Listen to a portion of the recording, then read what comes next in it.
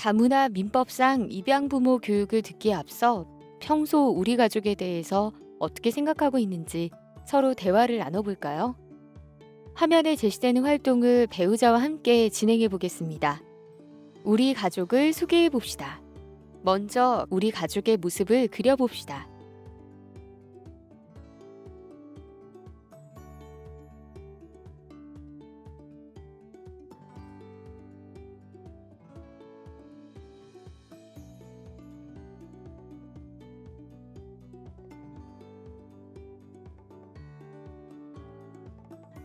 그리고 문장을 완성해 봅시다.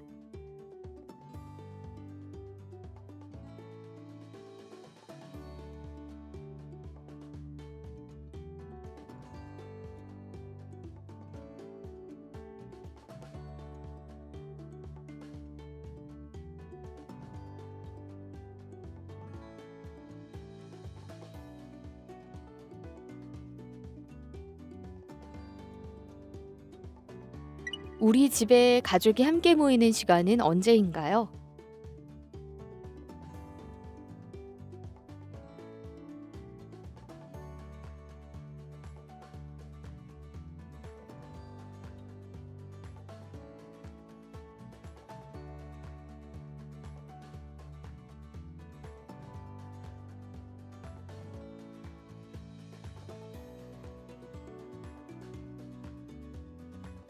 함께 모인 가족들은 무엇을 하고 있나요?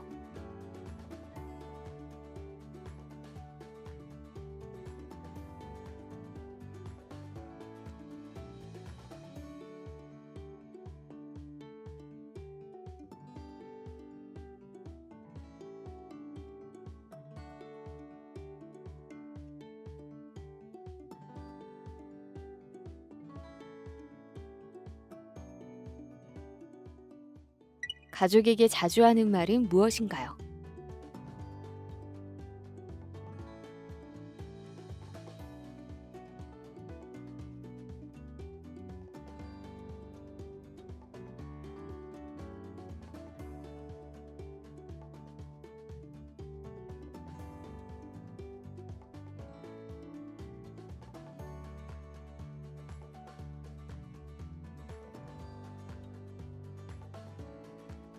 내가 바라는 우리 가족은 어떤 모습인가요?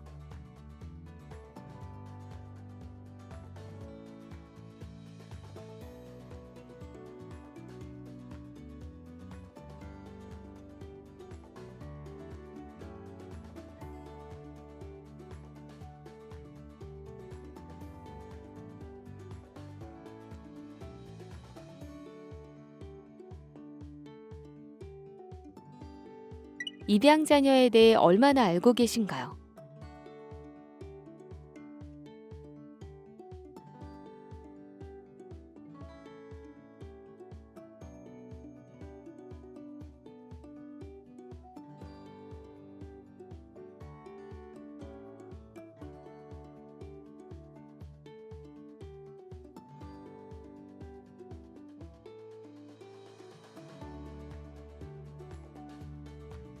자녀는 본국에서 어떻게 생활했을까요? 보고 들었던 자녀의 생활을 적어보고 함께 나눠봅시다. 네, 익숙했기에 외려 잘 몰랐던 서로를 더욱 자세히 알아보는 시간이었습니다. 다음 활동도 함께 해볼까요? 이제 본격적으로 전문 강사님의 교육 영상을 시청하겠습니다. 듣기 편한 자세로 앉아서 컴퓨터 볼륨을 키우고 집중해주세요.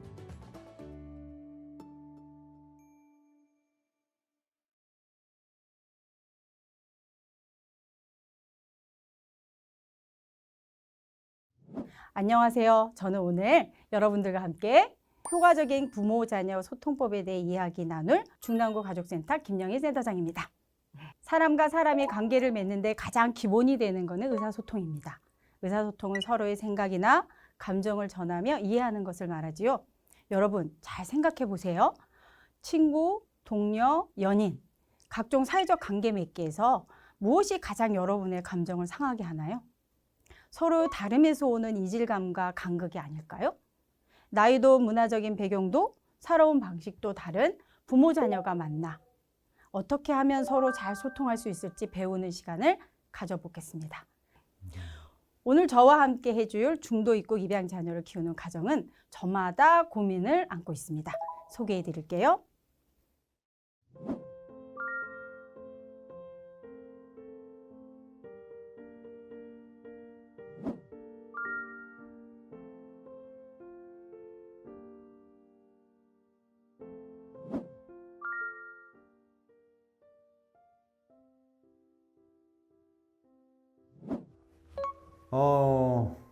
저는 전처와 사별하고요.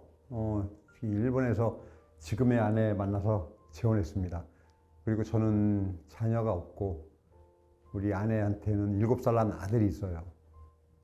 벌써 함께 지낸 지 6개월이 지나고 있는데 아직까지 서로 언어가 익숙치 않아서 의사소통에 많이 어려움을 느끼고 있습니다. 한국말은 점점 나아지고 있습니다. 하지만 남편과 아들이 대화가 되지 않았을 때 옆에서 보면 속상하고 답답합니다. 저 같은 경우는 예의를 중시하는 편인데요. 특히 저희 아이는 중도 입국 입양 자녀이기 때문에 어딜 가나 주목을 받을 수밖에 없죠. 사람들이 뭐 그렇잖아요. 일반 아이들과 다르니까 좀 집중이 될 수밖에 없는데, 그래서 그런 시선이 신경 쓰여서 아이에게 더 엄하게 훈육을 하게 되는 것 같아요.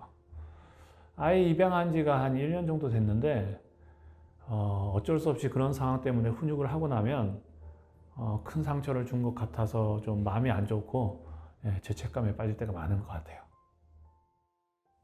이제 재혼 6년 차입니다. 이제 한국어 문제나 경제적인 부분은 예전보다는 많이 좋아졌습니다. 하지만 아이의 양육, 교육 문제로 도움이 필요할 때 이야기할 사람이 남편밖에 없어서 조금 외로움을 느낍니다. 친한 친구나 중국에 있는 가족이 좀 더 가까이 있다면 이런 저런 고민을 좀 더 털어놓을 수 있을 텐데. 제가 5년 전에 베트남에서 아내랑 만나서 재혼을 하고 한국에 정착을 했습니다. 근데 베트남에서 장모님, 장인어른하고 함께 살고 있던 아내의 딸을 올해 입양할 계획인지라 지금 이것저것 준비를 하고 있습니다. 올해 아이가 한국으로 오는데 남편과 소통의 문제가 있지는 않을지 걱정도 돼요.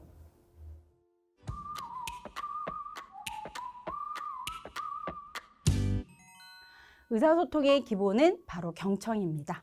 물론 말하기도 중요하지만 상대의 마음을 여는 듣기부터 잘해야 되는데요. 평소에 경청하는 태도를 알아보기 위해서 실습을 해볼 건데요.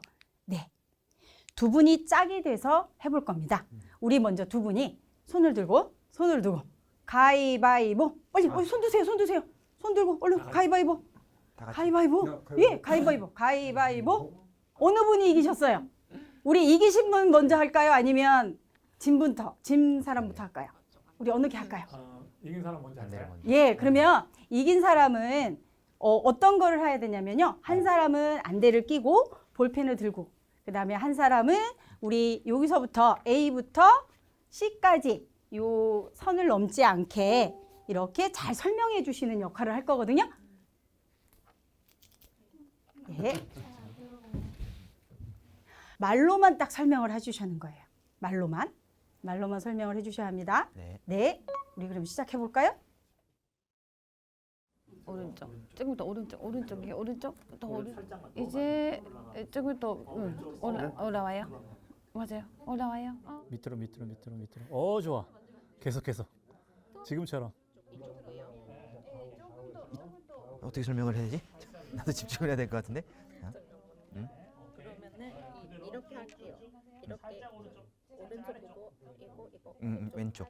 아주 오른쪽으로 가세요. 아니야, 또 내려갔어. 어떠셨나요? 이 실습 해보셨는데 말하는 것도 그렇고 듣고 따라서 그리는 것도 쉽지 않으셨죠? 네. 제가 느낌을 좀 여쭤볼게요. 아까 안대를 끼고 하셨는데 어떠셨어요? 네, 아내가 한국말이 좀 능숙하지 않다 보니까 저도 그림을 좀 이상하게 그려진 것 같아요. 그러셨어요? 네. 그러면 우리 설명하셨던 네, 어떠셨어요? 아, 좀 답답한 부분이 있었죠. 제 나름 열심히 설명했는데 네. 위아래 뭐 정확하게 설명해도 뭔가 제가 원하는 것과 다르게 움직이니까 좀 답답한 부분이 있었어요. 네, 맞습니다. 네. 제가 이 실습을 하는 이유가 바로 의사소통에서 가장 중요한 두 가지가 여기에서 이제 제가 말씀을 드리고 싶은데요. 첫 번째, 우리 말씀하셨던 이제 그리는 것, 그러니까 그리는 사람한테 이제 설명을 하셨던 분의 심정을 조금 생각해 볼게요. 왜냐하면 여러분들이 이 설명을 하는데 잘 안 따라주잖아요. 그렇죠? 그러니까 막 답답하시죠. 답답하시기도 하고 왜 이럴까? 응? 왜 자꾸 딴 데, 응? 다 나가지도 않고 잘, 그쵸? 그거는 생각해 보시면 우리가 의사소통을 하는데 가장 먼저가 처음이 되는 게 뭐냐면 우리가 어떻게 할 건지를 먼저 정하지 않았다는 거예요. 그러니까 시작하기 전에 내가 설명을 하면 상하 좌우라든가 아니면 시계 방향으로 가라고 하든가 아니면 이게 움직이는 그 길이를 조금 정해놓고 하셨다면 예, 조금 더 빠르게 설명을 하고 듣는 사람도 빨리 듣고 할 수 있었을 것 같아요. 우리 눈을 감고 안대로 가셨던 분들, 그리려고 노력하셨던 분 심정을 좀 생각해 보면 어떠셨을 것 같아요? 왜냐하면 보세요. 내가 그리기 전에 딱 보고 들어왔어요. 원이라는 걸, 그쵸? 이게 원을 그려야 된다는 걸 보고 들어왔는데 자꾸 설명하는데 이게 원 같지가 않은 거예요. 이게 뭘까요? 믿지를 못하는 거죠. 이게 정말 원으로 가는지, 그러니까 자꾸 나가기가 힘들었던 거예요. 그러다 보니까 자꾸 이게 맞나? 그러니까 자꾸 진도는 안 나가고. 근데 또 설명할 때도 또, 막 급하게 막 해야 된다고 생각을 하니까, 위에, 안에서, 우리 마음 안에서 뭐가 올라왔을까요? 왜 이래? 자꾸 왜 이래? 그쵸? 그러니까 이 실습에서 우리가 알아야 되는 게 뭐냐면, 일단 의사소통에서 가장 두 가지 원칙. 믿는 거예요. 신뢰하는 거. 신뢰하는 거고 우리가 규칙이에요. 우리가 아무 때나 이야기를 한다고 해서 의사소통이 되는 건 아니거든요. 그래서 우리가 언제 어떻게 어떤 방식으로 소통을 할 건지를 미리 정해놓으면 그게 잘 되지 않을까요? 이게 이제 2장이거든요. 그러니까 한 장은 오늘 집에 가서 한번 여러분들이 한 번 더 실습을 한번 해보세요. 지금 제가 말씀드렸던 거를 잘 기억하시면서 해보시면 좋을 것 같아요. 그렇게 해보시겠어요? 네, 감사합니다. 여러분이 일상생활하는 자연스러운 모습이 궁금해서 대기실 모습을 찍을 수 있다고 사전에 살짝 말씀드렸는데요. 대기실에서 어떤 모습이셨는지 잠시 볼까요?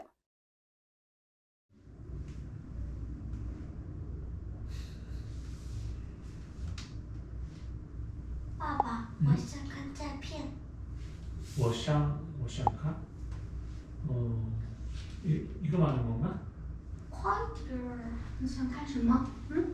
我刚看配的。 아, 방금 찍어둔 거 보여주려고. 아, 사진. 사진. 잠깐만.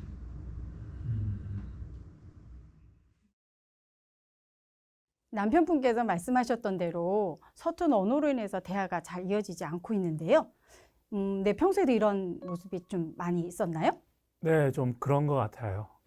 저희 아내랑은 그나마 언어가 서로 안 통해도 서로 노력은 좀 많이 하거든요. 근데 아이랑은 언어가 안 통하니까 좀 이런 경우가 좀 많은 것 같아요. 네, 그럴 때가 종종 있으시죠? 순간 당황스러우실 때도 있었을 것 같아요. 그렇죠? 네, 그렇죠. 특히 사람들 많은 데서 서로 언어가 소통 안 되고 이럴 때는 좀 많이 당황하기도 하고 그런 것 같아요. 의사소통에서 제일 중요한 것은 상대의 말을 경청하는 듣는 것이거든요. 경청은 아이의 말을 진지하게 겸손하게 그리고 내가 자녀의 말을 잘 듣고 있다고 이렇게 끄덕끄덕 이렇게 알 수 있게 해주셔야 되거든요. 경청하는데도 방법이 있습니다. 모르셨죠? 첫째, 자녀의 눈을 보고 이야기해 주세요. 다른 데 보고 이야기하지 마시고요. 눈을 보고 이야기하는데 집중해 주셔야 돼요. 왜냐하면 자녀가 하는 이야기에 부모님들은 변명거리를 생각하느라고 아이의 이야기를 집중하지 못할 때가 있거든요. 그러시면 아이의 이야기를 다 들을 수가 없습니다. 둘째, 귀를 열고 이야기하세요. 자녀가 이야기할 때 우리 부모가 의심하는 마음을 가지고 있으면 자녀의 이야기를 다 들을 수가 없습니다. 우리 세 번째는 마음을 열고 이야기하세요. 부모가 착각하는 것 중에 하나가요. 우리는 자녀의 나이를 다 거쳐왔다고 생각을 하는 거예요. 그러다 보니까 자녀가 그 나이 때 하는 이야기를 나 때하고는 좀 다르다 생각하고 아이가 거짓말하고 있다 이렇게 생각할 수도 있거든요. 근데 그렇지 않고 지금하고는 많이 다르잖아요. 그러니까 그렇게 선입견을 갖지 마시고 그냥 아이가 하는 말을 그냥 믿어주시면 됩니다. 이게 정말 중요해요. 그 다음에 네 번째, 제일 중요한 겁니다. 우리가 임금님한테 이야기하듯이 존중하는 마음을 가지고 이야기를 해주셔야 돼요. 그 존중한다는 마음은 모든 인간관계의 기본입니다. 그래서 존중을 여러분들이 받으시려고 하면 아이를 먼저 존중하는 마음을 가지셔야 됩니다. 중도 입국 입양 자녀를 존중하는 마음으로 그 이야기를 잘 들어주셔야 하거든요. 우리가 언어가 통하지 않는다고 해서 그냥 대충 듣지 말아주셔야 되고요. 그 다음에 서로가 언어와 문화가 이렇게 다르다고 해서 그냥 우리 아이가 한국어가 다 익힐 때까지 그냥 기다리지 마시고요. 우리 부모님들, 우리 한국인, 우리 양부모님도 우리 그 모국어를 조금 배울 수 있는 그런 노력들이 바로 존중하는 마음이거든요. 그런 존중하는 마음을 좀 가지셨으면 좋겠고요. 또 하나 자녀가 이 한국어가 조금 서툴고 모국어가 더 익숙하잖아요. 그러니까 혹시 깊은 대화나 꼭 내가 전달하고 싶은 마음이 있을 때는 모국어를 사용하는 게 좋은데 그럴 때는 또 모국어가 익숙한 아내한테 좀 살짝 부탁할 수도 있지만 그렇지 않고 노력을 좀 해보시면 어떨까요? 우리 한국인 양부모님께서 우리가 그 모국어를 배우려고 단어 몇 개라도 조금 배우셔서 이야기를 하시면 아이가 거기에 또 부모님의 마음을 잘 들을 수 있는 그런 기회가 되지 않을까 합니다. 우리 그러면 우리 이렇게 경청하는 방법 잘 배우셨죠? 네. 정말 좋아요. 윤아야, 과자 줄까? 모두가 나와 있다.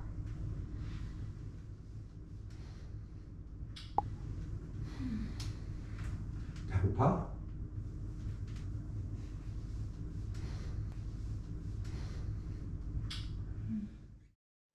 이번에는 A가족의 모습을 함께 보았는데요. 영상을 보고 어떤 느낌을 받으셨나요? 좀 답답하긴 했지만 좀 공감이 많이 되는 얘기네요. 예, 뭐 저도 곧 겪을 일이라서 남일 같지가 않네요. 서로 다른 국적의 가족이 만나서 완벽한 의사소통이 이루어지기까지의 과정은 그렇게 순탄하지는 않습니다. 그리고 모두의 노력이 필요합니다. 직접 영상을 보시니까 어떠세요? 평소 우리 가족 모습이 고스란히 담겨 있는 것 같아서 좀 그렇습니다. 최근에도 이런 소통 문제가 있으셨나요? 네. 입양한 우리 그 아들 한국 교육센터에 보내서 좀 한국어를 배우게 하니까 단어뿐이긴 한데 그래도 저하고 간단한 이런 대화 같은 거 많이 좋아졌어요. 내년에는 학교를 좀 보내려고 하는데 글쎄요. 아이가 잘 적응할지 좀 걱정이 됩니다. 그리고 이제 제가 그 교육적인 부분 아이에게 어떻게 좀 설명을 해줄지 좀 그것 걱정되고요. 중도 입국 입양 자녀가 가족 모두가 행복하게 지내기 위해서는 입양을 결정하기 전부터 자녀와 함께 충분히 상의해야 하고요. 입양 후에도 친해지려는 노력이 꾸준히 있어야 되거든요. 그래서 가장 중요한 거는 부모, 자녀 간의 소통입니다.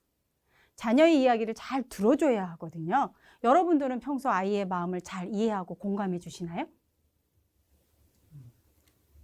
네, 저희 아이가 기쁠 때, 즐거워할 때는 오히려 좀 리액션 좀 더 크게 해준다거나 같이 이렇게 즐거워해 줍니다. 자녀의 감정을 잘 이해하려고 노력해 주시고 계시는 거죠. 그쵸? 네. 근데 자녀의 감정을 이해하고 공감하는 게 정말 중요합니다. 근데 아이가 기쁘고 행복하고 막 신나할 때는 우리 부모님들이 공감을 잘 해주세요.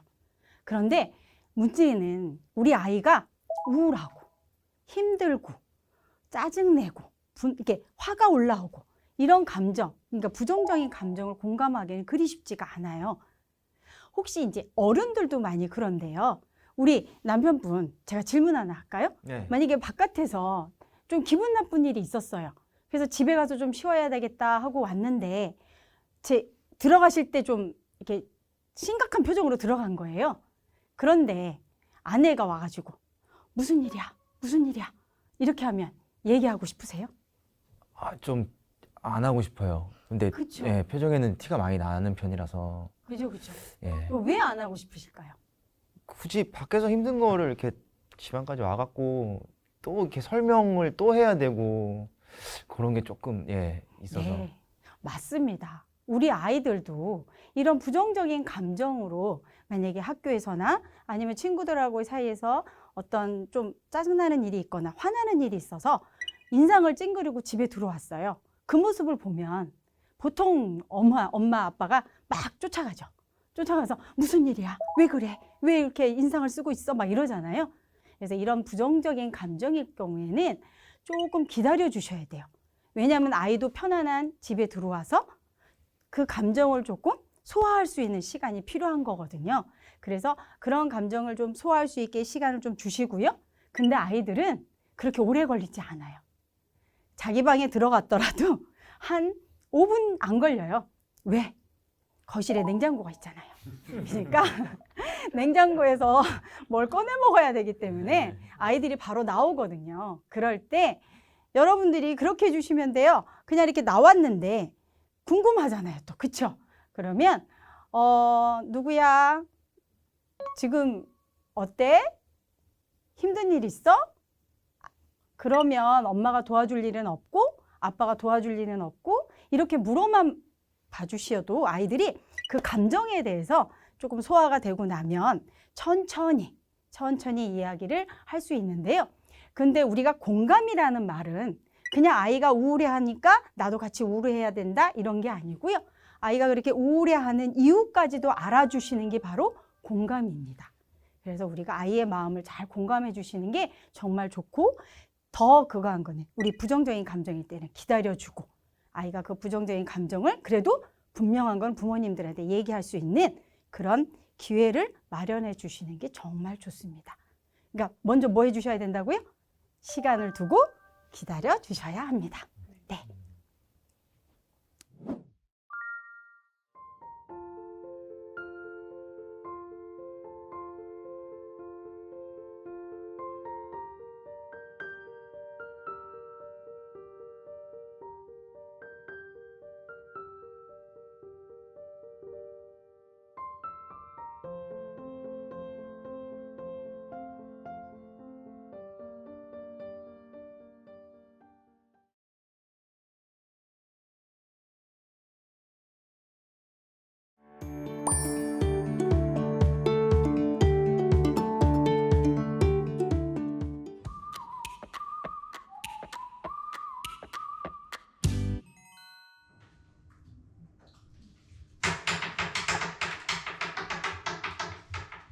밥 먹을 때 밥 먹어야지.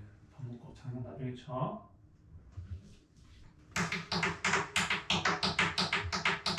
아빠 하지 말라고 했지? 밥 먹어야지 밥. 이거 하지 말라고. 现在听爸爸话，好好吃饭，别在这敲，好不好？我上次不想吃也得好好的呀，这样一直敲，爸爸又生气了。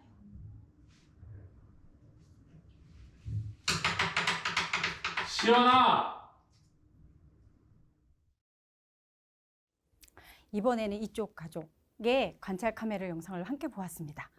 이 아빠의 예의를 중요하게 생각하신다고 하셨는데요.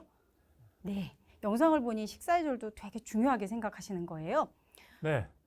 식사 예절이 원래 중요하다고 생각하기도 하는데 사실 저희 아이가 일반적인 한국 아이가 아니잖아요. 그러니까 더 관심이 집중되고 시선이 집중될 것 같아서 예의를 좀 더 지켰으면 좋겠다는 생각을 가지고 있어요. 우리 아내분은 어떻게 생각하세요? 저는 반대예요. 저는 뭐 사람들의 그런 시선에 그렇게 신경 안 써요. 근데 남편이 우리 딸을 혼낼 때 좀 문제 상황이나 해결에 좀 더 집중했으면 좋겠는데 근데 남편은 다른 사람의 시선을 더 신경 쓰는 것 같아요. 문화 차이나 두 분의 성장 과정이 다르기 때문에 우리 아이를 교육하는 거나 훈육하는 과정이 좀 다를 수 있습니다. 그런데 국적은 달라도 육아 원칙은 같습니다. 아이들은 지금 하루하루 성장하는, 배워가는 중이잖아요. 아이가 이렇게 식사하는 그 도중에 장난치는 모습을 봤을 때 그 모습을 보면서 이 상황에서 잘못한 그 부분만 딱 지적을 하시면 좋은데 그렇지 않고 내 감정, 부모의 감정을 넣어서 만약에 과하게 아이를 훈육하면 부모님들이 그렇게 하는 그 감정에 따라서 아이는 억울한 마음을 가질 수 있어요. 그럴 때 너 이렇게 장난치지 마, 돌아다니지 마 이렇게 소리치면서 훈육하시는 것보다는 이렇게 얘기하시는 건 어떨까요? 너 이렇게 장난치다가 넘어져서 아니면 식탁을 탁 쳐서 뜨거운 국이 쏟아져서 너가 다치면 어떡해. 그래서 엄마는 좀, 아빠는 좀 걱정돼. 이렇게 얘기를 하면 아이는 부모님이 나를 걱정하고 있구나라는 마음으로 받아들여지지 이것이 막 혼내고 야단치는 걸로 느껴지지 않지 않을까요? 네, 앞으로 좀 노력을 해보도록 네. 할게요. 예. 여러분들 혹시 훈육하시면서 고민되시는 거 없으신가요? 네네네. 말씀해 보세요. 네네네네. 아이가 잘못했을 때는 언어가 통하는 제가 그 훈육을 담당하지 않을까요? 베트남에서 딸과 함께 있었을 때 훈육 후에는 이렇게 화를 내 필요는 없었는데 내가 말 실수한 건 아닐까라는 생각이 종종 들었습니다. 부모들이 가벼운 마음으로 하는 행동들 때문에 아이가 마음의 상처를 받을 수도 있어요. 예를 들어서 자녀가 실수로 컵을 탁 떨어뜨렸어요. 그런데 그 컵을 좀 조심히 들고 가면 되지라고 하면 되는데 우리가 대부분 이게 깨트려졌으니까 화가 나잖아요. 그러니까 야, 너 바보야? 이렇게 얘기할 때가 있어요. 근데 이거는 아이의 잘못을 훈육한 게 아니고 아이의 인격을 무시하는 이야기입니다. 근데 대부분 너 미쳤니? 너 바보니? 이런 이야기는 아이의 인격 자체를 무시하는 이야기라서 그럴 경우에는 아이한테 엄청난 마음의 상처를 받을 수가 있습니다. 그래서 우리 자녀들을 대할 때는 일단은 이성적으로 뭔가 잘못을 했을 때 내 감정을 실어서 이야기하기보다는 이성적으로 우리 부모님도 멈춤이 필요해요. 어떤 때가 가장 문제가 되냐면요. 부모님이 일치하지 않을 때예요. 그러니까 잘못한 행동을 했는데 어떤 날은 부모님이 기분이 좋은 거예요. 그럴 땐 그냥 넘어가요. 그러다가 부모님이 화가 났을 때 어떡하세요? 갑자기 그 행동이 너무 커져 보여갖고 막 혼을 내시잖아요. 그럼 아이는 같은 행동을 했는데 어쩔 때는 혼을 나고 어쩔 때는 그냥 넘어가고 이럴 때 아이들이 가장 혼란을 느끼거든요. 그래서 우리 부모님은 일관성 있게 그리고 어떤 행동에는 항상 같은 훈육을 하시는 게 좋습니다. 항상 우리 아이들을 양육하실 때는 일관성, 일치성 이 두 단어는 꼭 기억해 주시면 좋겠습니다. 그리고 아이들을 훈육할 때 내가 이 잘못에 정말 적절한 이 훈육을 했는지가 더 중요하거든요. 만약에 내가 좀 과했다 생각하시면 그 즉시 아이가 그 기억을 오래 간직하지 않도록 즉시 부모님들이 사과를 해주셔야 돼요. 부모님이 사과한다라는 이야기를 드리면 자존심 때문에 사과 안 하시는 분들 꽤 계시거든요. 그렇지만 아이들을 위해서, 아이들의 바른 성장을 위해서는 부모님들도 즉시 잘못하신 거는 사과해 주시는 게 좋습니다. 자녀들 문제로 많은 어려움을 겪고 계신 여러분들을 위해서 중도 입국 입양 자녀를 위한 바람직한 훈육 방법에 대해서 제가 말씀드리도록 하겠습니다. 첫 번째, 우리 입양 자녀가 알아들을 수 있는 수준의 언어로 훈육해 주셔야 됩니다. 그런데 우리 한국 양부모님이 하시기는 조금 어려울 수도 있잖아요. 그럴 경우에는 아내의 도움을 좀 받으시면 더 좋겠습니다.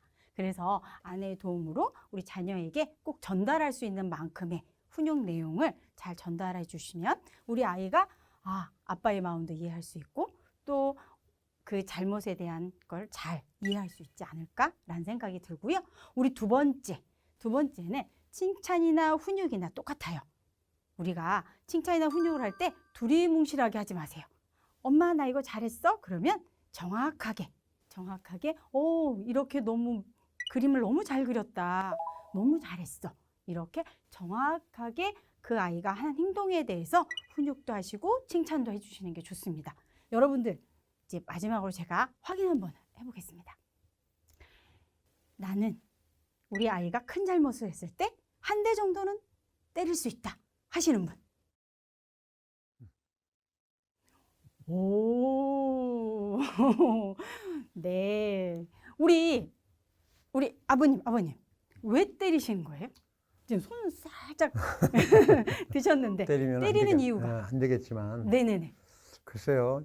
뭐 잘못한 거 그거는 좀 그 때리는 걸 감정을 실어 때리는 것보다 이렇게 뭐 감정 없이 정말 사랑하는 마음으로 네. 이렇게 한다면 아이도 그걸 또 감정으로 받아들이지 않고 자기가 잘못한 걸 이렇게 좀 받아들이지 않을까 하는 생각에. 네. 네. 그렇죠. 그러니까 사랑의 매라고 생각하는 경우가 좀 있어요. 그래서 한 대 정도는 괜찮다라고 생각하시는데요.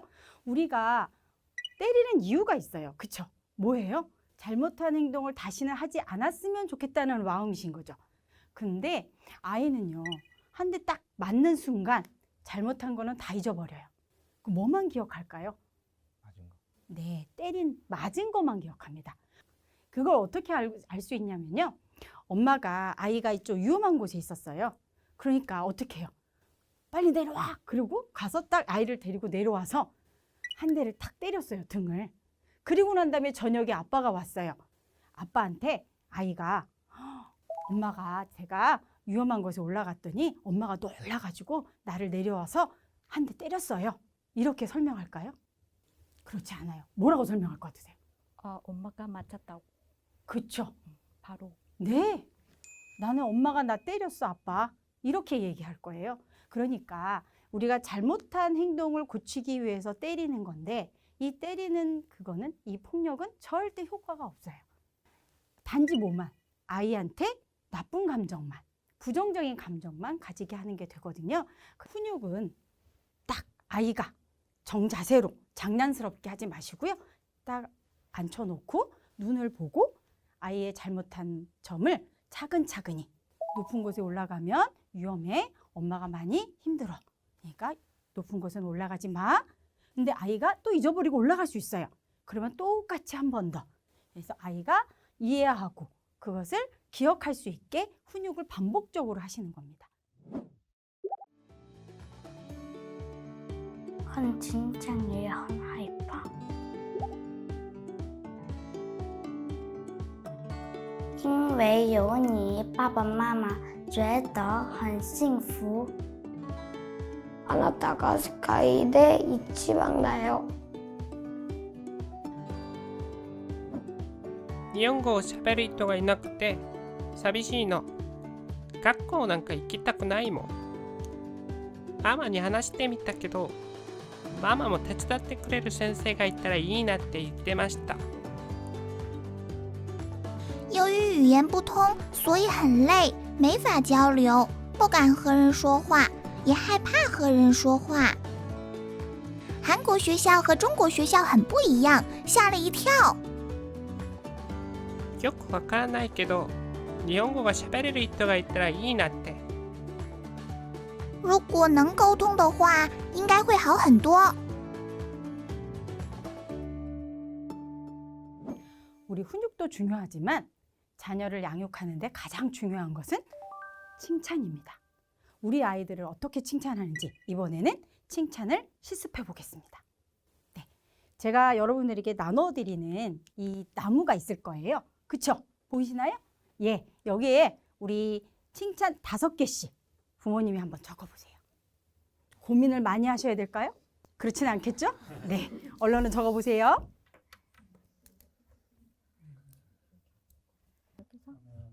여기 안에 적어도 되나? 칭찬요. 네, 맨날 해요. 숙제. 숙제. 네, 해요. 뭔가 5개. 듣고 싶은 거 덕분에 너무 행복했다. 칭찬나무 잘 채우셨나요? 네. 예, 시간 너무 오래 걸린 거 아닌가요? 네. 어렵진 않으셨죠? 네. 예, 그럼 이번에는 우리 서로 한번 칭찬 한번 해볼까요? 아, 우리 저희 아내한테요? 네, 이쪽 가족부터. 네. 쑥스럽네요. 힘들고 뭐 안 좋은 일이 있어도 늘 밝게 잘 받아줘서 너무 고마워. 우리 여보는 항상 집안일 잘 도와주고 나를 위해서 중국 요리도 배우는 모습 너무 좋아요. 요리도 해주세요? 이야, 대단하시네요. 네. 우리 그 위에 네 가족도 한번 해볼까요? 예. 아이고 어떻게 얘기하셨어요? 일단 제가 좀 일이 좀 힘든 때가 종종 있는데 그때마다 사실 집에서 짜증을 좀 많이 냈었거든요. 근데 제 아내가 좀 기다려주고 그랬던 모습 때문에 조금 빨리 풀릴 수 있었던 것 같아요. 그래서 그런 게 좀 솔직히 많이 고맙습니다. 네. 제가 항상 하고 싶은 말은 내 딸의 아빠가 되어줘서 너무 고맙다고. 너무 감사한 마음이네요. 네, 우리 그럼 마지막으로 우리 네. 뭐 평일에는 일이 바빠서 피곤할 텐데 주말마다 애랑 같이 놀아줘요. 많이. 네. 어우, 고맙게 다정한 생각해요. 아버님이시네요. 우리 아내는 이해심 많고 정말 배려심이 많아요. 거기에 대해서 정말 나 감사하게 생각하고 있죠. 네. 와, 너무 행복해 보이십니다. 네.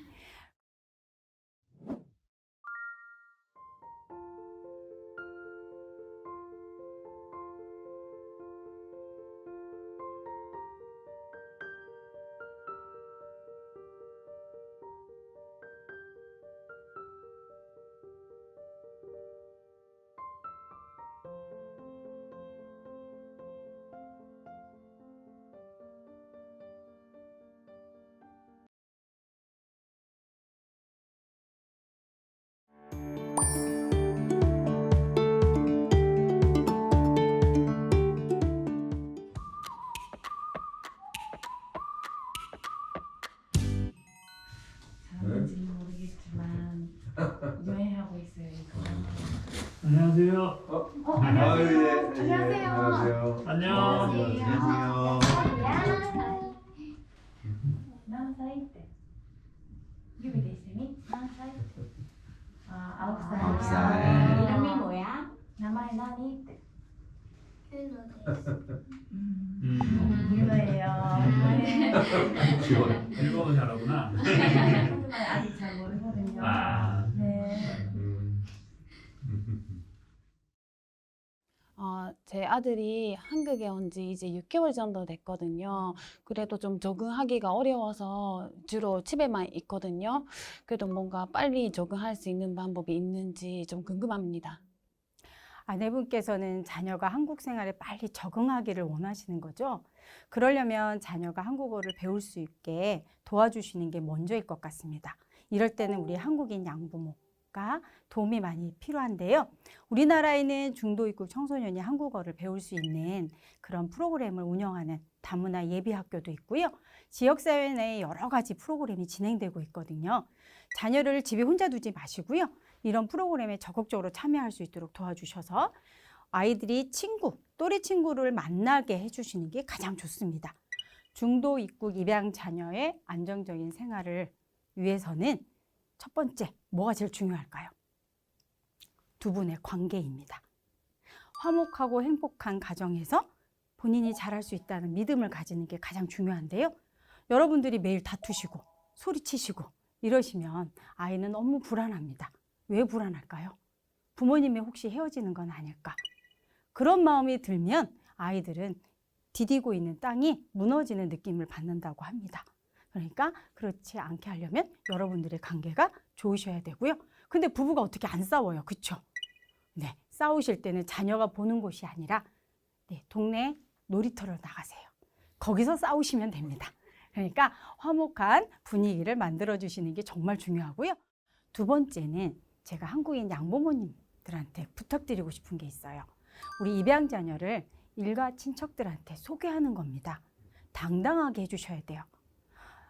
제가 상담한 사례를 보면 어떤 아이가 추석 때 그 일가친척을 다 만나는 곳에 갔는데 부모님이 소개를 안 해주신 거예요. 한 곳에 앉아 있었더니 오고 가는 사람들이 다 물어본 거예요. 너 누구니? 너 누구니? 그러니까 너무 힘들었던 거예요. 그러니까 그런 일이 없도록 우리 한국인 양부모님께서 우리 아내하고 같이 입양한 자녀를 당당하게 이 아이가 누구인지 정확히 소개를 해주시면 좋을 것 같습니다. 그렇게 해주실 건가요? 네. 예, 감사합니다. 마지막으로 또 한 가지 더 부탁드리고 싶은데요. 뭐냐면 우리 아이들을 좀 기다려주세요. 여유 있게 기다려주세요. 우리 본국에서 공부를 잘했는데 한국에 왔더니 성적이 떨어진다고 너무 많이 걱정하시는 부분이 있는데 그러지 마시고 한국 생활에 다 적응하고 스스로 공부를 잘할 수 있을 때까지 기다려주시는 게 좋습니다. 뿐만이 아니에요. 우리가 모든 행동이 서툴 수 있거든요. 근데 그거를 자꾸 지적하고 야단치지 마시고 조금 기다려주시고 좋은 방향으로 잘 아이가 행동할 수 있도록 여러분들이 도와주시면 좋겠습니다.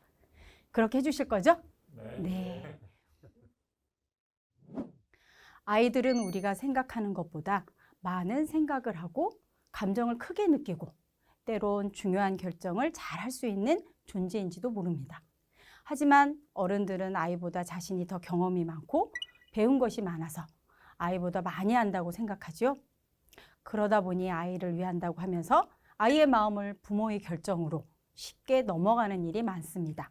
부모님이 많이 하는 말이 있죠. 다 너를 위한 거야. 하지만 알고 보면 부모를 위한 것이 대부분입니다. 존중이란 아이의 의사표현이나 감정을 부모가 판단해버리는 것이 아니라 아이의 마음을 인정해주는 것입니다. 아이의 삶에서 진짜 주인은 부모님이 아닌 아이들이라는 걸 잊지 마세요. 아이를 믿어주세요. 아이를 있는 그대로 받아주세요. 아이나 어른이나 감정의 주인은 자기 자신입니다. 지금까지 중랑구 가족센터 센터장 김양이었습니다. 감사합니다.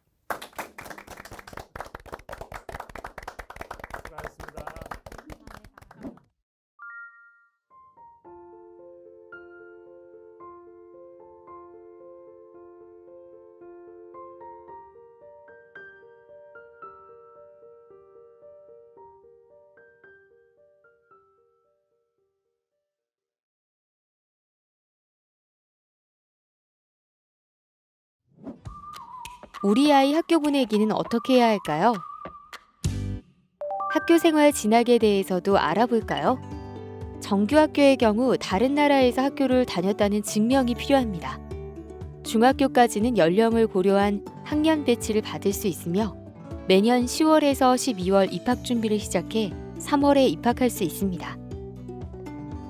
예비학교는 한국어 실력, 한국 문화 적응 등의 어려움으로 정규학교에 바로 입학하지 못하는 경우 진학하게 되며 수시 입학이 가능합니다.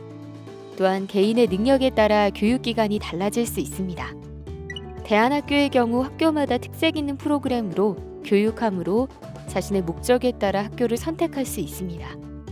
매년 9월에서 10월에 공고가 나며 12월에 합격자를 발표합니다. 기숙형 대안학교로는 제천 한국폴리텍 다솜학교 등이 있습니다. 국적과 상관없이 외국에서 일정 기간 거주하다가 한국에 입국한 경우에 편입학 절차는 다음과 같습니다.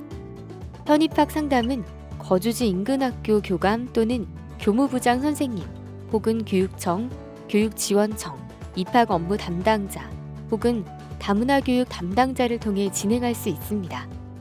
취약 편입학 시 필요한 서류는 다음과 같습니다.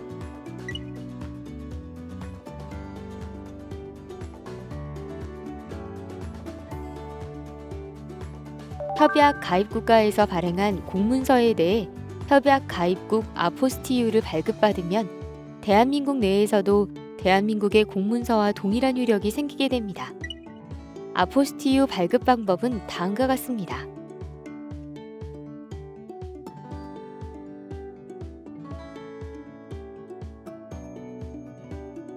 이어서 아동 교육권에 대한 이야기를 해보겠습니다.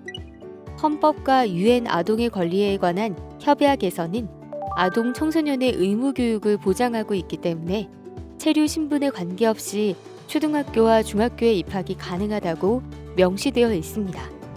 간혹 학부모의 신분 노출이 걱정되어 자녀를 학교에 보내지 않는 경우가 있으나 아동의 교육권을 보장하기 위해 학교에 다니는 자녀를 통해 불법 체류 단속을 하지 않습니다. 편입학 절차는 다음과 같습니다.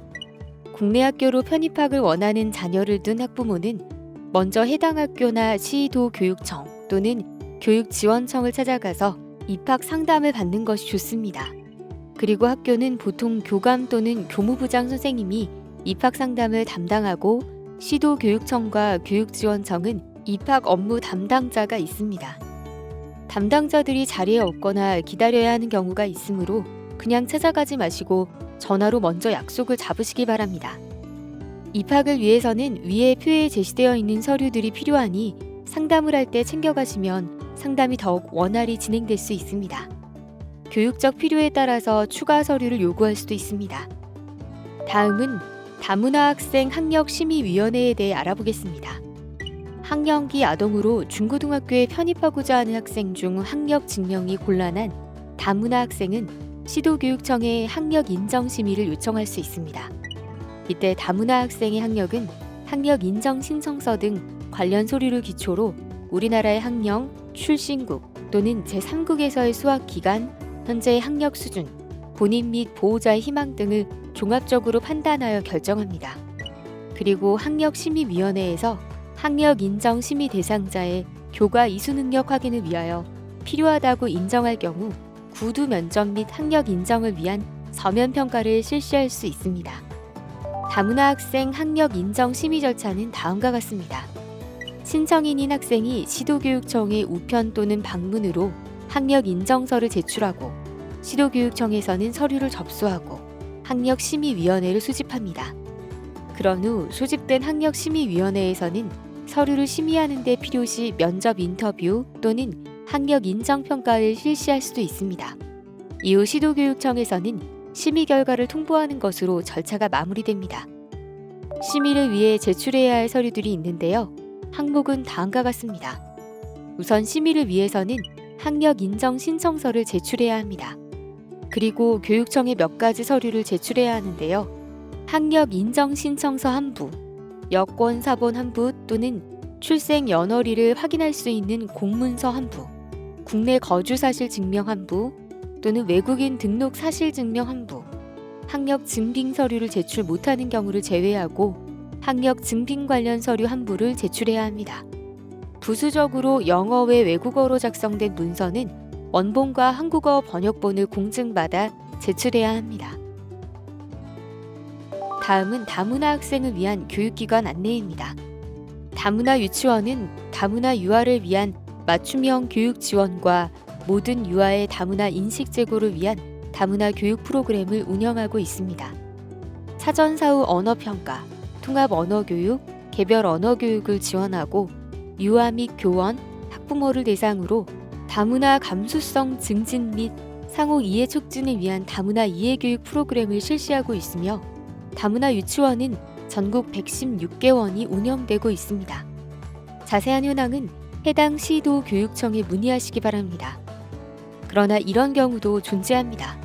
중도 입국한 국제결혼 가정자녀 학생이나 외국인 학생의 경우 부족한 한국어 실력 등의 이유로 바로 일반 학교로 진학하여 학교 생활을 하는데 어려움이 있을 수 있는데요. 이러한 다문화 학생들의 학교 적응을 돕기 위해 한국어와 한국 문화를 집중 교육하는 기관이 바로 다문화 예비학교입니다. 다문화 예비학교는 전국 165개 교가 운영되고 있으며 더 자세한 현황은 해당 시도교육청에 문의하시면 안내받으실 수 있습니다. 간혹 일반 학교 중 다문화 학생이 다수 재학하고 있는 학교는 다문화 중점학교로 지정되기도 합니다.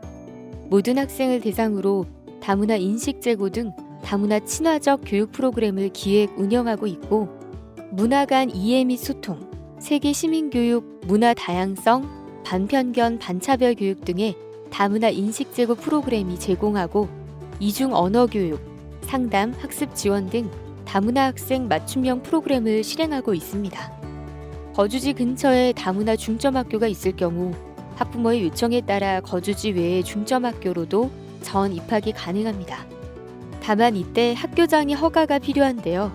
자세한 현황은 해당 시도 교육청에 문의하면 보다 상세한 안내를 받아보실 수 있습니다. 아동학교 진학에 대한 몇 가지 질문들을 받아보겠습니다. 네, 대한민국은 중학교까지 의무교육입니다. 의무교육 기간 동안은 체류 신분에 관계없이 초등학교, 중학교에 입학할 수 있습니다. 다음 질문입니다. 입학 상담은 전화보다 직접 학교로 찾아가 상담하는 것이 좋습니다. 우선 거주지 가까운 곳에 학교를 알아본 뒤 전화로 약속을 잡고 학교로 찾아가 상담을 받습니다. 학교를 방문할 때 입학 서류를 챙겨가면 상담받을 때 도움이 많이 됩니다. 중학교 입학을 거부당했다는 사연도 있었습니다. 지원청 입학 담당자나 시도교육청의 다문화 전담 코디네이터에게 문의하면 해결할 수 있습니다. 가끔 자신이 원하는 학교에 편입하기에 어려움이 있을 수도 있는데 대한민국은 중학교까지 의무교육으로 한국인이 아니더라도 법적으로 교육받을 권리가 보장되어 있습니다. 또한 2013년부터 입양 자녀의 일반 학교 편입학을 돕기 위해 각 시도교육청에서 다문화 학생 학력심의위원회를 통해 연령을 고려한 학년 배정하고 있습니다. 마지막 질문입니다. 대한민국은 고등학교의 경우 의무교육이 아닙니다. 학교장 재량에 따라 입학이 결정됩니다. 원하는 학교에서 입학을 거절당했다고 포기하지 말고 다른 학교에 입학 상담을 받으면 됩니다. 고등학교 입학은 입학 당사자와 부모님의 의지가 중요하며 3년 동안 학교 생활을 열심히 하겠다는 자세가 필요합니다. 마지막으로 다문화 학생을 위한 교육지원센터를 알아보겠습니다. 서울 다문화 교육지원센터로 다플러스 온센터가 있는데요.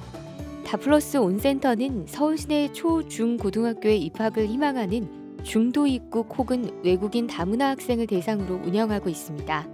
다문화 학생의 학교 입학, 취약, 전편입 지원을 위한 원스텝 서비스를 제공하고 있으며 2020년 9월부터 서울에 거주하는 중도 입국 다문화 학생 중에서 한국어 의사소통에 어려움을 겪는 학생들이 공교육에 진입할 수 있도록 한빛 마중교실도 운영하고 있습니다. 다플러스 온센터는 서울시 영등포구에 위치하고 있으며 자세한 사항은 전화나 사이트로 문의할 수 있습니다. 특히 크롬으로 사이트를 접속하면 다국어로 번역이 가능해 다문화 학생들이 쉽게 이용할 수 있도록 되어 있습니다. 영상 플랫폼에 간단한 태그를 검색해서 알아볼 수도 있으니 도움이 필요하다면 참고하시길 바랍니다.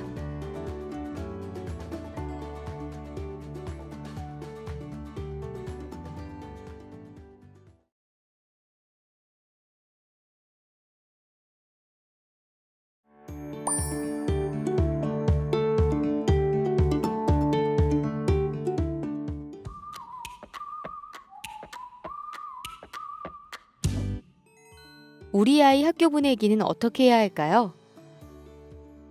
학교 생활 진학에 대해서도 알아볼까요?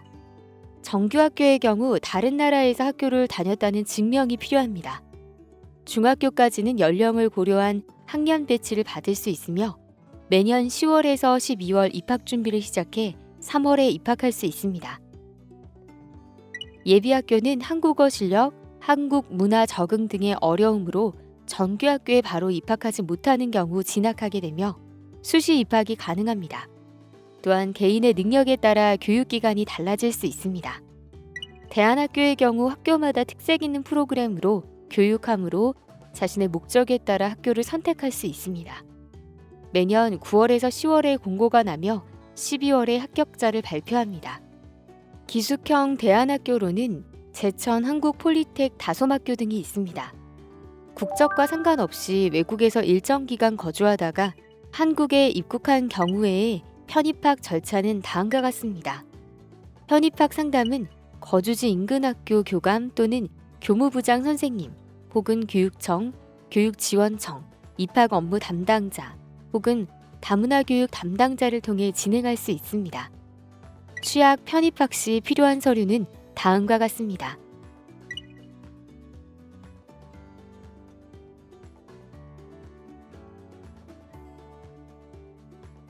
협약 가입국가에서 발행한 공문서에 대해 협약 가입국 아포스티유를 발급받으면 대한민국 내에서도 대한민국의 공문서와 동일한 효력이 생기게 됩니다.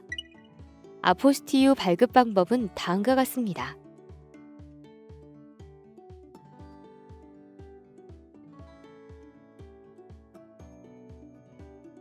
이어서 아동 교육권에 대한 이야기를 해보겠습니다.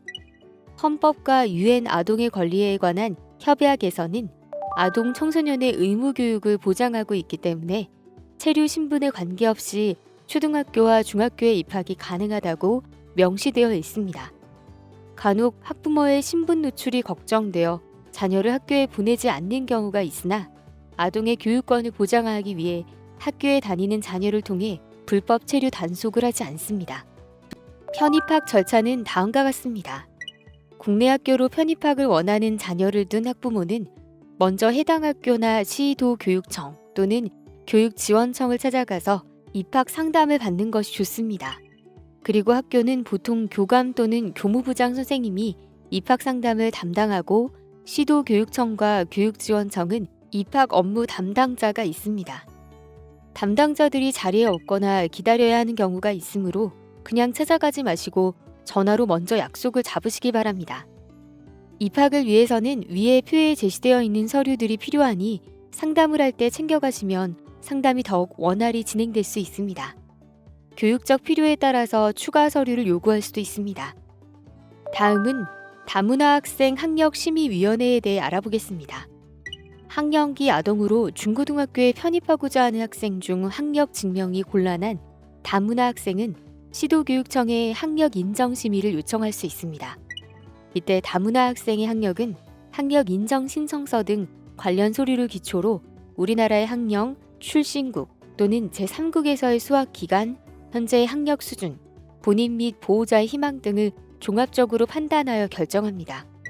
그리고 학력심의위원회에서 학력 인정 심의 대상자의 교과 이수 능력 확인을 위하여 필요하다고 인정할 경우 구두 면접 및 학력 인정을 위한 서면 평가를 실시할 수 있습니다. 다문화 학생 학력 인정 심의 절차는 다음과 같습니다. 신청인인 학생이 시도교육청의 우편 또는 방문으로 학력 인정서를 제출하고 시도교육청에서는 서류를 접수하고 학력심의위원회를 소집합니다.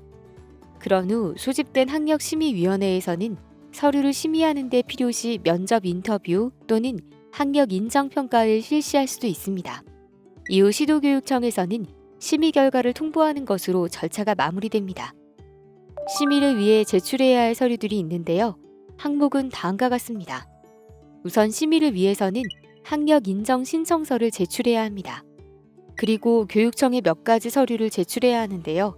학력 인정 신청서 한 부, 여권 사본 한 부 또는 출생 연월일을 확인할 수 있는 공문서 한 부, 국내 거주 사실 증명 한 부 또는 외국인 등록 사실 증명 한 부, 학력 증빙 서류를 제출 못하는 경우를 제외하고 학력 증빙 관련 서류 한 부를 제출해야 합니다. 부수적으로 영어 외 외국어로 작성된 문서는 원본과 한국어 번역본을 공증받아 제출해야 합니다. 다음은 다문화 학생을 위한 교육기관 안내입니다. 다문화 유치원은 다문화 유아를 위한 맞춤형 교육 지원과 모든 유아의 다문화 인식 제고를 위한 다문화 교육 프로그램을 운영하고 있습니다. 사전 사후 언어 평가, 통합 언어 교육, 개별 언어 교육을 지원하고 유아 및 교원, 학부모를 대상으로 다문화 감수성 증진 및 상호 이해 촉진을 위한 다문화 이해 교육 프로그램을 실시하고 있으며 다문화 유치원은 전국 116개원이 운영되고 있습니다. 자세한 현황은 해당 시도 교육청에 문의하시기 바랍니다. 그러나 이런 경우도 존재합니다. 중도 입국한 국제결혼 가정자녀 학생이나 외국인 학생의 경우 부족한 한국어 실력 등의 이유로 바로 일반 학교로 진학하여 학교 생활을 하는데 어려움이 있을 수 있는데요. 이러한 다문화 학생들의 학교 적응을 돕기 위해 한국어와 한국 문화를 집중 교육하는 기관이 바로 다문화 예비학교입니다. 다문화 예비학교는 전국 165개 교가 운영되고 있으며 더 자세한 현황은 해당 시도교육청에 문의하시면 안내받으실 수 있습니다. 간혹 일반 학교 중 다문화 학생이 다수 재학하고 있는 학교는 다문화 중점 학교로 지정되기도 합니다. 모든 학생을 대상으로 다문화 인식 제고 등 다문화 친화적 교육 프로그램을 기획 운영하고 있고, 문화 간 이해 및 소통, 세계 시민교육, 문화 다양성, 반편견, 반차별 교육 등의 다문화 인식 제고 프로그램이 제공하고, 이중 언어 교육, 상담, 학습 지원 등 다문화 학생 맞춤형 프로그램을 실행하고 있습니다. 거주지 근처에 다문화 중점 학교가 있을 경우 학부모의 요청에 따라 거주지 외의 중점 학교로도 전 입학이 가능합니다. 다만 이때 학교장의 허가가 필요한데요. 자세한 현황은 해당 시도 교육청에 문의하면 보다 상세한 안내를 받아보실 수 있습니다. 아동학교 진학에 대한 몇 가지 질문들을 받아보겠습니다. 네, 대한민국은 중학교까지 의무교육입니다. 의무교육 기간 동안은 체류 신분에 관계없이 초등학교, 중학교에 입학할 수 있습니다. 다음 질문입니다. 입학 상담은 전화보다 직접 학교로 찾아가 상담하는 것이 좋습니다. 우선 거주지 가까운 곳에 학교를 알아본 뒤 전화로 약속을 잡고 학교로 찾아가 상담을 받습니다. 학교를 방문할 때 입학 서류를 챙겨가면 상담받을 때 도움이 많이 됩니다. 중학교 입학을 거부당했다는 사연도 있었습니다. 지원청 입학 담당자나 시도교육청의 다문화 전담 코디네이터에게 문의하면 해결할 수 있습니다. 가끔 자신이 원하는 학교에 편입하기에 어려움이 있을 수도 있는데, 대한민국은 중학교까지 의무교육으로 한국인이 아니더라도 법적으로 교육받을 권리가 보장되어 있습니다. 또한 2013년부터 입양 자녀의 일반 학교 편입학을 돕기 위해 각 시도교육청에서 다문화 학생 학력 심의위원회를 통해 연령을 고려한 학년 배정하고 있습니다. 마지막 질문입니다. 대한민국은 고등학교의 경우 의무교육이 아닙니다. 학교장 재량에 따라 입학이 결정됩니다. 원하는 학교에서 입학을 거절당했다고 포기하지 말고 다른 학교에 입학 상담을 받으면 됩니다. 고등학교 입학은 입학 당사자와 부모님의 의지가 중요하며 3년 동안 학교 생활을 열심히 하겠다는 자세가 필요합니다. 마지막으로 다문화 학생을 위한 교육지원센터를 알아보겠습니다. 서울 다문화 교육지원센터로 다플러스 온센터가 있는데요. 다플러스 온센터는 서울 시내 초, 중, 고등학교에 입학을 희망하는 중도 입국 혹은 외국인 다문화 학생을 대상으로 운영하고 있습니다. 다문화 학생의 학교 입학, 취학, 전편입 지원을 위한 원스텝 서비스를 제공하고 있으며 2020년 9월부터 서울에 거주하는 중도 입국 다문화 학생 중에서 한국어 의사소통에 어려움을 겪는 학생들이 공교육에 진입할 수 있도록 한빛 마중교실도 운영하고 있습니다. 다플러스 온센터는 서울시 영등포구에 위치하고 있으며 자세한 사항은 전화나 사이트로 문의할 수 있습니다. 특히 크롬으로 사이트를 접속하면 다국어로 번역이 가능해 다문화 학생들이 쉽게 이용할 수 있도록 되어 있습니다. 영상 플랫폼에 간단한 태그를 검색해서 알아볼 수도 있으니 도움이 필요하다면 참고하시길 바랍니다.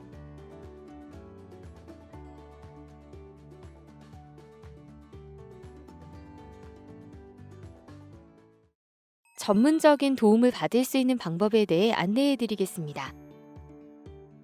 법무부에서는 다문화 민법 입양 자녀의 조기 적응을 위한 프로그램을 제공하고 있습니다. 외국인 등록 시 입국 초기 사회 적응, 진로 정보 등을 제공하고 한국어와 한국 문화에 대한 정보를 제공받을 수 있습니다. 청소년 자녀를 위한 무지개 청소년 지원센터의 프로그램을 알아보겠습니다. 첫 번째, 레인보우 스쿨에서는 한국어 및 특기적성 교육, 사회문화, 심리 프로그램을 지원하고 있습니다. 또한 전일제 시간제로 운영되고 있습니다.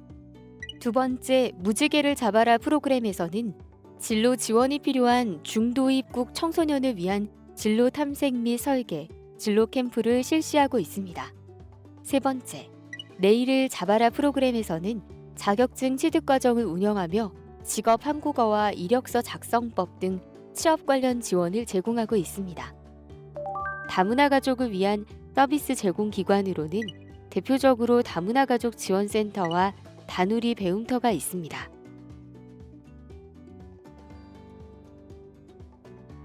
앞서 안내드린 기관뿐 아니라 지역사회에 다문화 청소년을 위한 센터들이 있고 특히 서울 경기 지역에는 입양 자녀를 위한 전문기관이 다른 기관에 비해 많은 편이므로 전문기관을 접촉하여 도움을 받도록 연계할 수 있습니다. 뿐만 아니라 한국 사회에 어느 정도 적응이 된 자녀라면 내국인 청소년을 위한 복지, 상담 서비스도 이용할 수 있고 입양 자녀 외에도 다문화 가정 내에서 다양한 복지 및 상담 서비스를 받고자 하시면 복지로 홈페이지를 통해 다양한 정보를 얻을 수 있습니다. 다음은 지역사회 내 사회복지 서비스를 안내해드리겠습니다.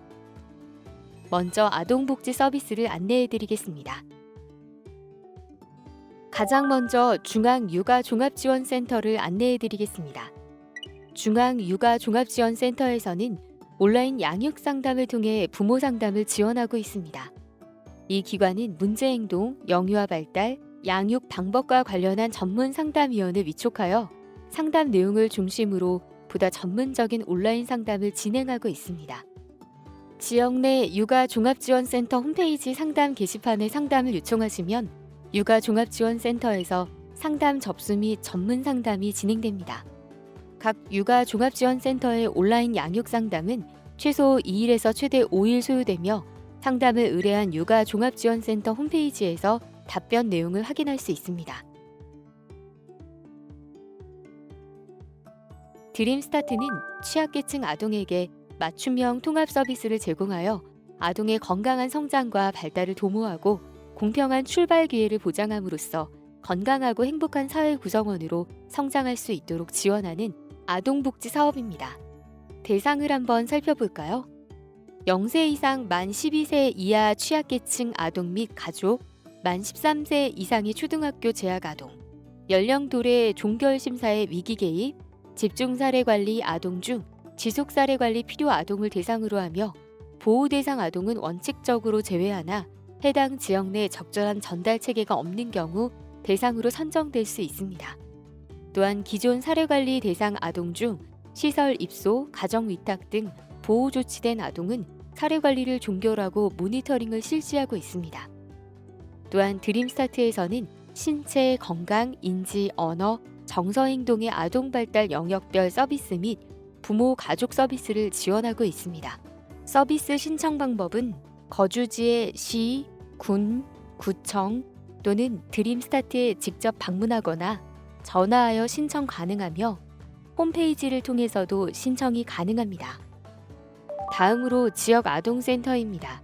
지역 아동센터에서는 아동복지법 제52조 제8항에 따라 지역사회 아동의 보호교육 건전한 놀이와 오락의 제공, 보호자와 지역사회의 연계 등 아동의 건전한 육성을 위하여 종합적인 아동복지 서비스를 제공하고 있습니다. 이는 저소득층 아동을 우선으로 지원하며 지역사회 내 도움이 필요한 아동을 대상으로 하고 있습니다. 제공되는 더 많은 서비스들의 화면을 참고해 주세요.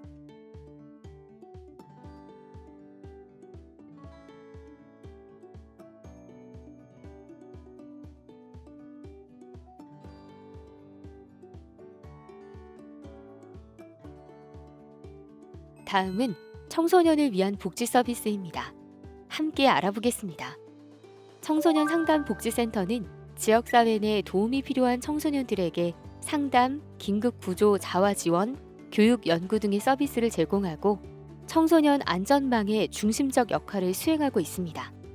이는 지역사회 내 도움이 필요한 청소년을 대상으로 하며 개인 상담, 심리 검사, 사이버 상담, 전화 상담, 집단 상담 프로그램, 또래 상담, 학교 밖 청소년 지원 등의 서비스를 제공하고 있습니다. 다음으로 소개해드릴 기관은 꿈드림입니다. 꿈드림은 학교 밖 청소년에게 다양한 서비스를 제공하는 기관으로 9세에서 24세, 학교 밖 청소년, 초중학교 3개월 이상 결석, 취약 의무를 유예한 청소년, 고등학교 재적 퇴학 처분을 받거나 자퇴한 청소년, 고등학교 미진학 청소년, 잠재적 학교 밖 청소년 포함한 학업 중단 숙려 대상 등을 대상으로 하고 있습니다. 이곳에서는 상담 지원, 교육 지원 및 학업 복귀 지원, 직업 체험 및 취업 지원, 자립 지원을 제공하고 있습니다. 더 자세한 내용은 다음 화면을 참고하세요.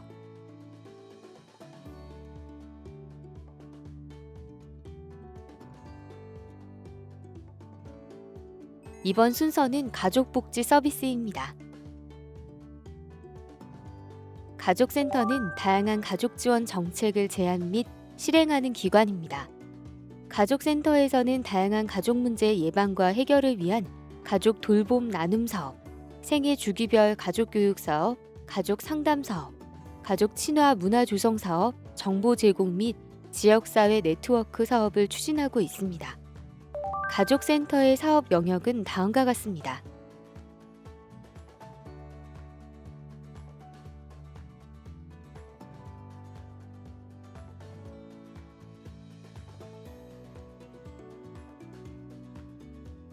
다음은 종합사회복지관입니다.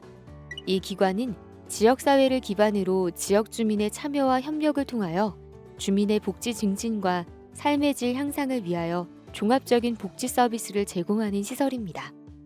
모든 지역사회 내 주민을 대상으로 하며 보호 서비스, 재가 복지 서비스, 자립 능력 배양을 위한 교육훈련, 가족 기능 강화 및 주민 상호 간 연대감 조성을 통한 각종 지역사회 문제를 예방하기 위한 서비스를 제공하고 있습니다. 이 밖에 더 많은 기관에서 양질의 서비스를 제공하기 위한 노력이 지속되고 있습니다. 나에게 맞는 프로그램이 무엇인지 차근차근 알아보세요.